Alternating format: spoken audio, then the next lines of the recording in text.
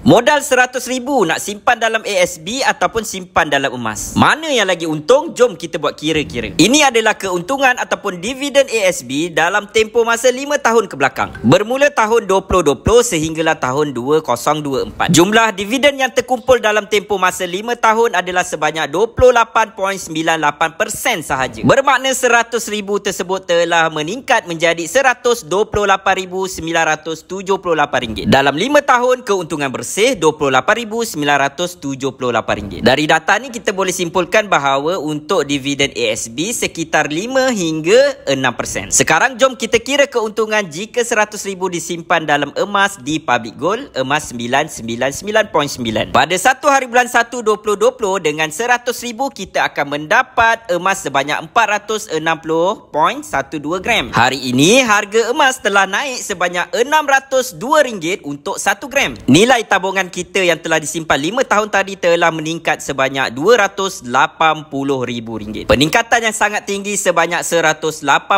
dalam tempoh masa 5 tahun 9 bulan. Dalam tempoh masa tersebut telah naik sebanyak RM180,000. Sedia maklum, kita tahu apabila kita nak jual emas, kita akan dikenakan spread ataupun harga jual dan harga beli berbeza. Jom kita kira keuntungan bersih dah tolak semua sekali. Kalau kita jual balik hari ini simpanan emas kita sebanyak 465.12 gram tadi, Public Gold akan tolak spread sebanyak 9%. Jadi keuntungan bersih yang akan kita dapat adalah sebanyak RM254,800. Untung sebanyak RM154,800. Keuntungan bersih RM154,008%.